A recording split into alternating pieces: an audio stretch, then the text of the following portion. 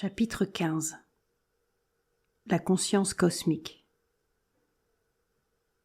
Réaliser le Brahman actif et s'unir à lui, c'est passer de la conscience individuelle à la conscience cosmique, parfaitement ou imparfaitement, selon que l'union est partielle ou complète. L'existence ordinaire de l'homme se fonde non seulement sur une conscience individuelle, mais sur une conscience égoïste. C'est-à-dire que l'âme individuelle, ou Jivatman, s'identifie au réseau de ses expériences mentales, vitales et physiques dans le mouvement de la nature universelle. Autrement dit, à son ego, créé par le mental, et moins intimement, au mental, à la vie et au corps, qui reçoivent les expériences. Moins intimement, car, de ceci, il peut dire « mon mental, ma vie, mon corps », considérant qu'ils sont lui-même, et pourtant pas tout à fait lui-même, mais plutôt quelque chose qu'il possède et utilise, tandis que de l'ego il dit « c'est moi ». En se détachant de toute identification avec le mental, la vie et le corps, il peut sortir de son ego et revenir à la conscience du vrai individu, du Jivatman, qui est le véritable possesseur du mental, de la vie et du corps. Puis, se détachant de cet individu et se fixant sur cela, dont l'individu est le représentant et l'image consciente, il peut revenir à la conscience transcendante du moi pur, ou de l'existence absolue, ou du non-être absolu, triple position d'une seule et même éternelle réalité. Mais entre le mouvement de la nature universelle et cette existence transcendante, il existe un moyen terme, à la fois possesseur de l'une et moi cosmique de l'autre. Telle est la conscience cosmique, le Purusha universel, dont toute la nature est la prakriti ou la force consciente active. Nous pouvons parvenir à cette conscience cosmique, devenir cette conscience de deux manières.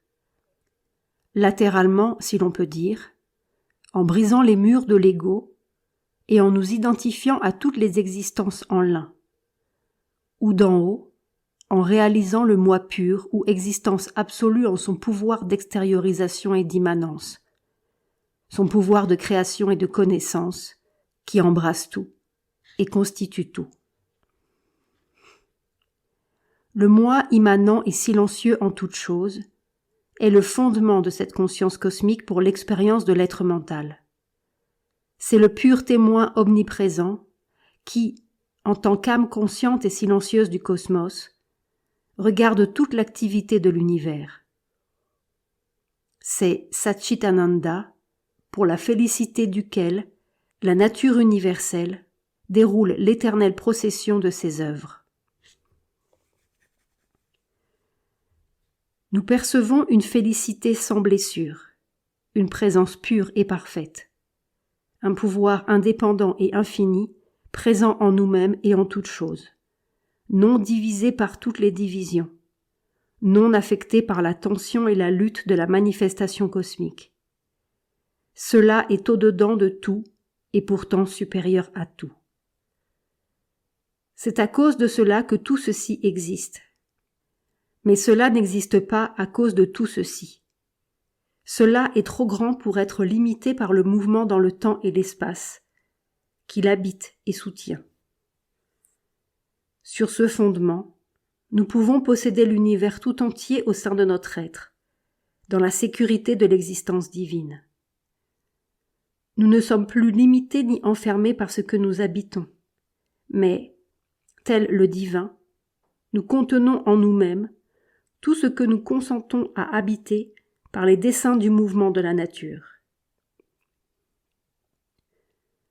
Nous ne sommes plus le mental, ni la vie, ni le corps, mais l'âme qui les possède, les anime et les soutient, silencieuse, paisible, éternelle.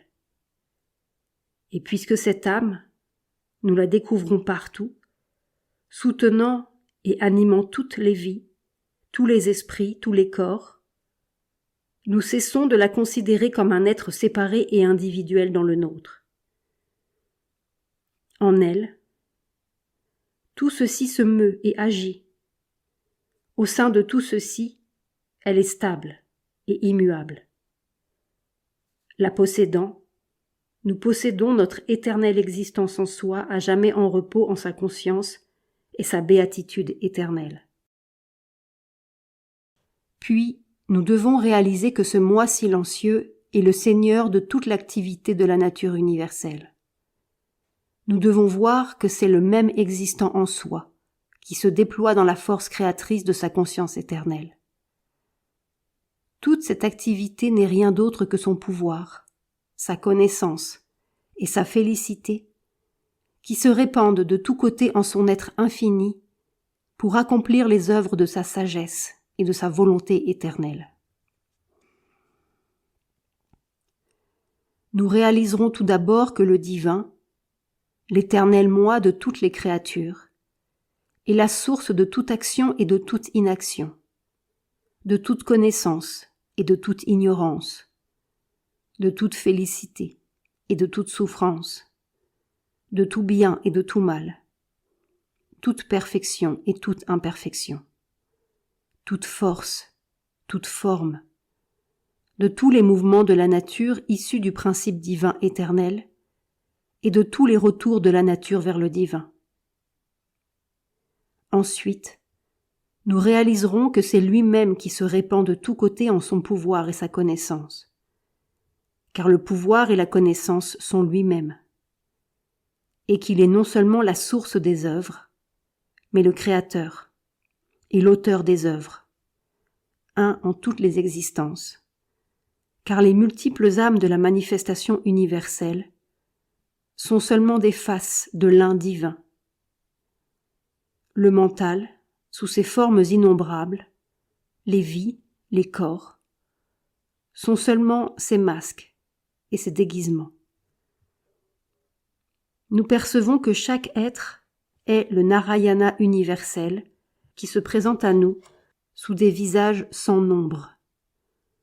Nous nous perdons dans cette universalité et nous percevons que notre propre mental, notre vie, notre corps, sont seulement une représentation du moi, tandis que pour notre conscience, tous ceux que nous considérions auparavant comme les autres sont notre moi en d'autres mentales, d'autres vies, d'autres corps. Toute force, toute idée, tout événement, toute forme dans l'univers est seulement la manifestation d'un degré de ce même moi, d'une valeur du divin en son éternelle représentation de soi.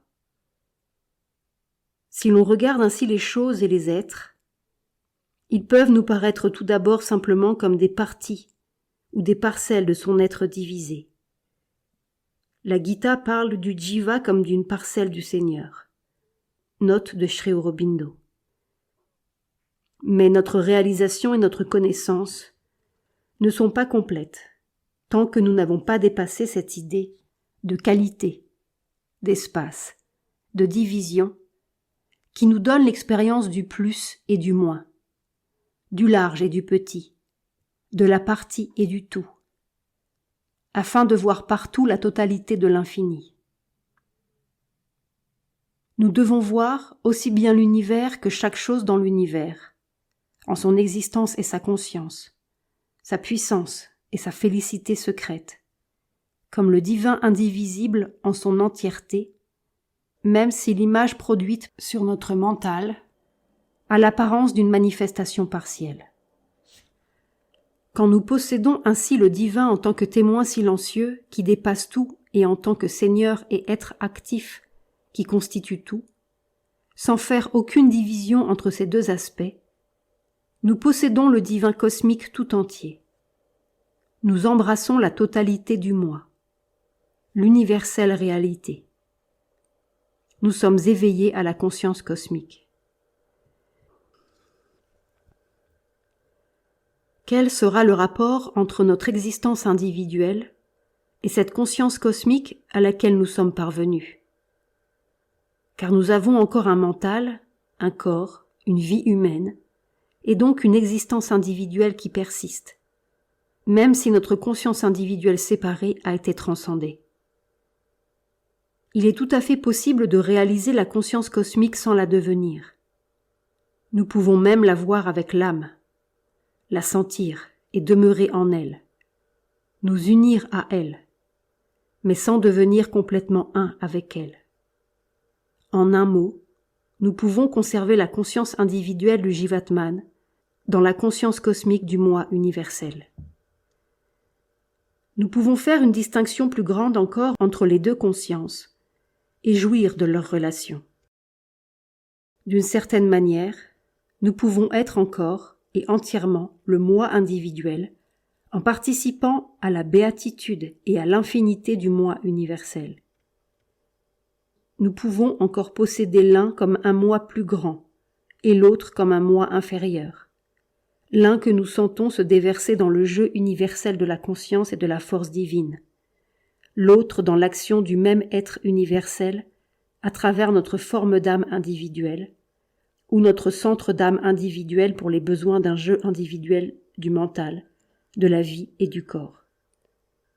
Mais le sommet de cette réalisation cosmique par la connaissance est toujours le pouvoir de dissoudre la personnalité en l'être universel. C'est de fondre la conscience individuelle en la conscience cosmique et de libérer la forme d'âme elle-même en l'unité et l'universalité de l'esprit. Telle est l'aya, la dissolution, ou moksha, la libération à laquelle vise le yoga de la connaissance.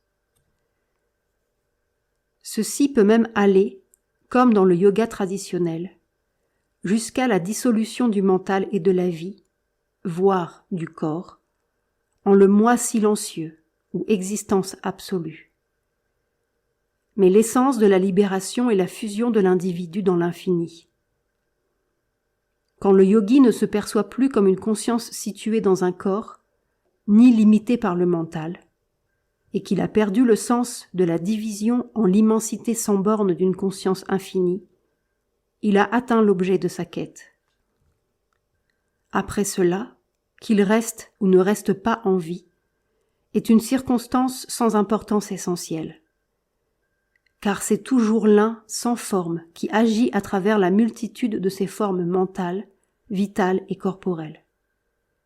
Chaque âme est seulement l'une des stations d'où il choisit d'observer, de recevoir et de mettre en mouvement son propre jeu. Quand nous nous immergeons dans la conscience cosmique, c'est en Satchitananda que nous nous immergeons. Dès lors, nous sommes une seule existence éternelle, une seule conscience éternelle qui voit ses propres œuvres en nous et dans les autres, une seule volonté ou une seule force éternelle de cette conscience qui se déploie en ses œuvres infinies, une seule félicité éternelle qui trouve sa joie en elle-même et en toutes ses œuvres. Elle est stable, immuable, hors du temps, hors de l'espace, suprême, et demeure elle-même dans l'infinité de ses œuvres, non changée par leurs variations, non morcelée par leur multiplicité, ni augmentée, ni diminuée par leur flux et leur reflux dans les mers du temps et de l'espace, non troublée par leurs contradictions apparentes, ni bornée par leurs limitations établies par une volonté divine. Satchitananda est l'unité de la multiplicité d'aspects des choses manifestées. Il est l'éternelle harmonie de toutes leurs variations et de toutes leurs oppositions. Il est la perfection infinie qui justifie leurs limitations et qui est le but de leurs imperfections. Ce que nous venons de dire concerne la relation fondamentale. Mais nous devons voir aussi quels sont les résultats pratiques de cette transformation intérieure. Il est évident que si l'on reste dans cette conscience cosmique, toute notre expérience et notre évaluation des choses dans l'univers seront radicalement changées. Tant que nous sommes dans l'ego individuel, nous restons dans l'ignorance et jugeons les choses selon des normes personnelles, partielles, fragmentaires. Toute notre expérience est conditionnée par la capacité d'une conscience et d'une force limitée. Et, par suite, nous sommes incapables de donner une réponse divine, ni de fixer la vraie valeur d'aucune partie de l'expérience cosmique. Nous sentons les limitations, la faiblesse, l'incapacité, le chagrin, la douleur, le conflit et leurs émotions contradictoires. Et nous acceptons ces choses et leurs contraires comme existant dans une dualité éternelle et sommes incapables de les réconcilier dans l'éternité d'un bien et d'un bonheur absolu. Notre vie est faite de fragments d'expérience. Nous jugeons chaque chose et la totalité des choses selon des valeurs fragmentaires. Et quand nous essayons d'ériger des valeurs absolues, nous favorisons seulement quelques points de vue partiels auxquels nous attribuons le rôle de la totalité dans les œuvres divines. Nous prétendons alors que nos fractions sont des nombres entiers et essayons d'introduire de force nos points de vue partiaux dans l'universalité de la vision divine totale. Quand nous entrons dans cette conscience cosmique, nous commençons à participer à cette vision globale, et nous voyons toutes choses selon les valeurs de l'infini et de l'un. Même les limitations, même l'ignorance, changent de sens pour nous. L'ignorance se change en une action particularisante de la connaissance divine. La force, la faiblesse et l'incapacité en une libre projection ou un libre retrait des mesures variées de la force divine. La joie et la peine, le plaisir et la douleur, en une maîtrise et une souffrance issues de la félicité divine. Le conflit, délivré de ces discordes, devient un ajustement des forces et des valeurs dans l'harmonie divine. Alors, nous ne souffrons plus des limitations de notre mental, de notre vie, ni de notre corps. Car, même quand nous les enregistrons et les acceptons, nous ne vivons plus en elles, mais dans l'infinitude de l'esprit. Alors, elles assument à nos yeux leur vraie valeur, leur vraie place, leur vraie raison d'être dans la manifestation.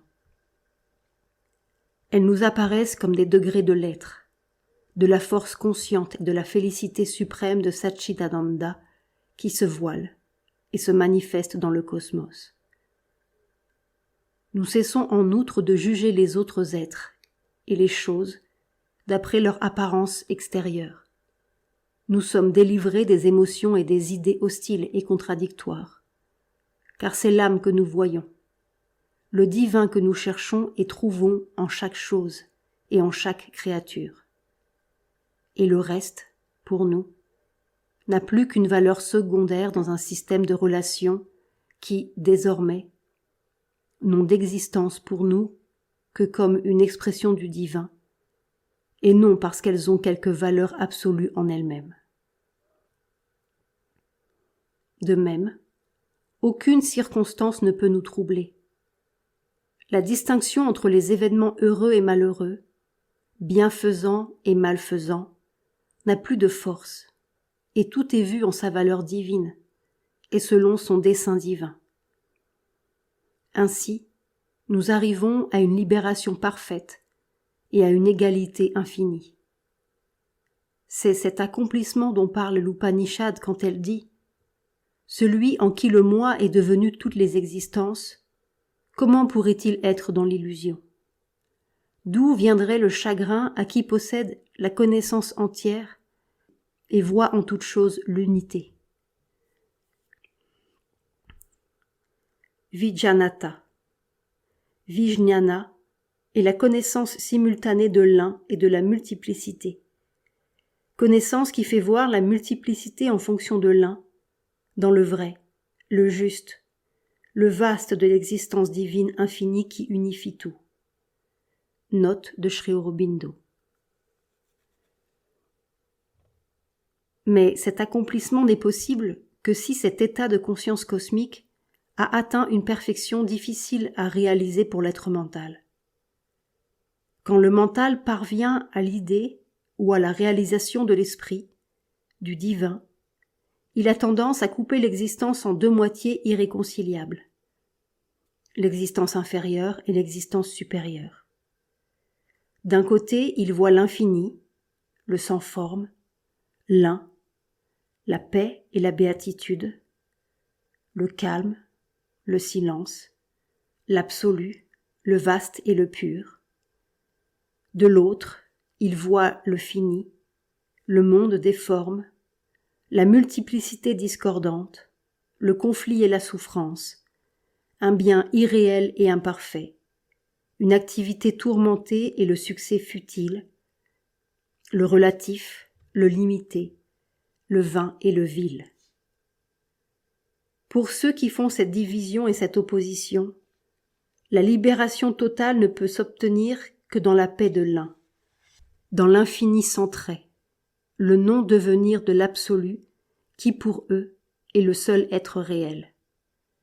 Pour être libre, toutes les valeurs doivent être détruites, toutes les limitations non seulement transcendées, mais abolies. Ils arrivent à la libération du repos divin, mais non à la liberté de l'action divine. Ils jouissent de la paix du transcendant, mais non de la béatitude cosmique du transcendant. Leur liberté dépend de leur abstention du mouvement cosmique. Elle n'a pas le pouvoir de dominer, ni de posséder l'existence cosmique elle-même. Certes, ils peuvent également réaliser la paix immanente et participer à cette paix en même temps qu'à la paix transcendante. Mais la division ne sera pas encore guérie. La liberté dont ils jouissent est celle du témoin silencieux et non agissant, non la liberté de la conscience maîtresse divine qui possède toute chose, se réjouit en toutes, se projette en toutes les formes de l'existence sans crainte de chute, de perte, d'esclavage, ni de souillure. Il ne possède pas encore tous les droits de l'esprit. Il y a encore un déni, une limitation de l'intégrale unité de toute l'existence, un mouvement de recul. Les œuvres du mental, de la vie et du corps, sont vues dans la paix et dans le calme des régions spirituelles de l'être mental. Elles sont emplies de ce calme et de cette paix, mais ne sont pas encore vraiment possédées par la totale maîtrise de l'esprit, ni soumises à sa loi.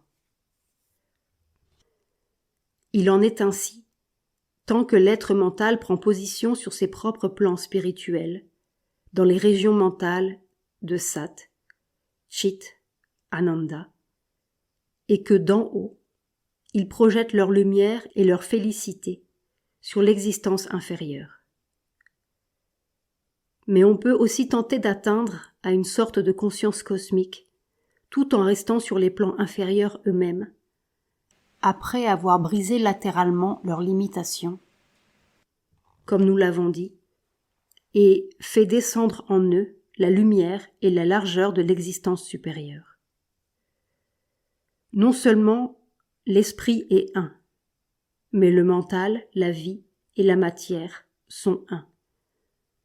Il existe un mental cosmique, une vie cosmique, un corps cosmique. Tous les efforts de l'homme pour parvenir à une sympathie universelle, à un amour universel, à une compréhension et à une connaissance de l'âme intérieure des autres existences, sont autant de tentatives pour amincir les murs de l'ego, ouvrir des brèches, et finalement briser ces murs par le pouvoir du mental et du cœur, qui s'élargissent afin de se rapprocher d'une unité cosmique. Et si, par le mental et par le cœur, nous pouvons obtenir le toucher de l'esprit, recevoir dans cette humaineté inférieure l'invasion puissante du divin, et par l'amour, par la joie universelle, par l'unité du mental avec la nature entière et tous les êtres, changer notre nature en un reflet de la nature divine, il est possible de jeter bas les murs. Même nos corps ne sont pas vraiment des entités séparées. Par conséquent, notre conscience physique elle-même est capable de s'unir à la conscience physique des autres et du cosmos. Le yogi est capable de sentir que son corps est un avec tous les corps, de percevoir et même de partager ce qui les affecte. Constamment, il peut sentir l'unité totale de la matière et percevoir que son être physique est seulement un mouvement dans le mouvement universel. Jagatyam Jagat, Isha Upanishad. Plus encore et constamment, d'une façon normale, il peut sentir que l'océan tout entier de la vie infinie est son existence vitale véritable, et sa propre vie, une vague seulement de cette houle sans borne. Et plus aisément encore, par le mental et par le cœur, il peut s'unir à toutes les existences, percevoir leurs désirs, leurs conflits, leurs joies, leurs peines, leurs pensées, leurs impulsions, comme si, en un sens, ils étaient siens, ou du moins se produisaient en son moi plus vaste, et d'une façon presque aussi intime ou tout aussi intime que les mouvements de son propre cœur et de son mental. C'est là aussi une réalisation de la conscience cosmique. Il pourrait même sembler que cette unité fut l'ultime unité, puisqu'elle fait nôtre tout ce à quoi nous pouvons être sensibles en ce monde créé par le mental. Parfois même, on en parle comme du plus haut accomplissement. C'est une grande réalisation, sans doute. Mais c'est aussi le chemin vers une réalisation plus grande encore. C'est ce que la Gita appelle accepter toutes les existences comme soi-même, dans le chagrin et dans la joie. C'est le chemin de l'unité par la sympathie, le chemin de la compassion infinie qui aide le bouddhiste à atteindre son nirvana. Mais là aussi, il y a des degrés et des étapes. Au premier stade, l'âme est encore soumise aux réactions de la dualité, et donc encore soumise à la prakriti inférieure. Elle est déprimée ou affligée par la souffrance cosmique, transportée par la joie cosmique. Nous éprouvons la joie des autres, nous souffrons de leur douleur. Cette unité peut même être ressentie dans le corps, comme le raconte l'histoire de ce saint indien qui, voyant un bœuf torturé dans un champ par son maître cruel, cria lui-même de douleur, et les marques du fouet s'inscrivirent dans sa chair. Mais il faut trouver l'unité avec Satchidananda, autant dans la liberté que dans la suggestion de l'être inférieur aux réactions de Prakriti. Pour cela, l'âme doit être libre et supérieure aux réactions cosmiques, qui sont alors ressenties seulement dans la vie, dans le mental et dans le corps, et comme un mouvement inférieur. L'âme comprend, accepte l'expérience, sympathise, mais elle n'est pas subjuguée ni affectée, si bien que finalement le mental et le corps eux-mêmes apprennent à accepter, sans être subjugués ni même affectés, sauf en surface. Cette réalisation atteint son sommet quand les deux sphères de l'existence ne sont plus divisées et que le mental, la vie et le corps, obéissant entièrement à la loi supérieure, atteignent à la liberté de l'esprit. Affranchis des réactions inférieures ou ignorantes au contact cosmique, ils n'ont plus à lutter, ils ne sont plus assujettis aux dualités. Cela ne veut pas dire que nous devenions insensibles à la servitude, aux luttes et aux souffrances d'autrui, mais que nous sommes parvenus à une souveraineté et à une liberté spirituelle qui nous permettent de comprendre parfaitement, de donner leur vraie valeur aux choses et de guérir d'en haut au lieu de nous débattre en bas. Cela n'empêche pas la compassion et la sollicitude divine, mais empêche la douleur et la souffrance animale et humaine. Le trait d'union entre les plans spirituels et les plans inférieurs de l'être est ce que l'ancienne terminologie védantique appelait Vijnana, ce que nous pouvons décrire, en notre langage actuel, comme le plan de la vérité ou mental idéal, ou comme le supramental. Sur ce plan, l'un et le multiple se rencontrent, et notre être est directement ouvert à la lumière révélatrice de la vérité divine et à l'inspiration de la volonté et de la connaissance divine. Si nous pouvons déchirer le voile du mental intellectuel, émotif et sensoriel que notre existence ordinaire a tissé entre nous et le divin, nous pouvons, à travers le mental de vérité, reprendre toutes nos expériences mentales, vitales et physiques, et en faire l'offrande au domaine spirituel. Tel était le secret ou le sens mystique de l'ancien sacrifice védique, afin de les convertir en des valeurs de la vérité infinie de Satchitananda. Alors nous pouvons recevoir les pouvoirs et les illuminations de l'existence infinie sous forme de connaissance, de volonté et de félicité divine, et les imposer à notre mentalité, à notre vitalité et à notre existence physique, jusqu'à ce que les parties inférieures elles-mêmes soient transformées en parfait réceptacle de la nature supérieure.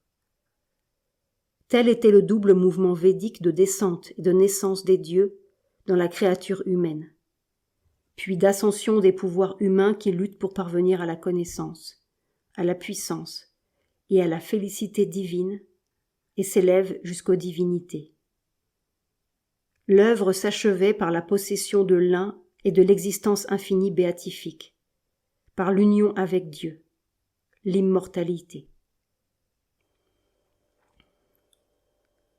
Lorsque nous vivons sur ce plan idéal, nous brisons complètement l'opposition entre l'existence inférieure et l'existence supérieure. Ce gouffre mensonger, créé par l'ignorance entre le fini et l'infini, Dieu et la nature, l'un et le multiple. Nous ouvrons les portes du divin. Nous atteignons à la plénitude de l'individu dans l'harmonie totale de la conscience cosmique et réalisons en l'être cosmique l'épiphanie du Satchitananda transcendant.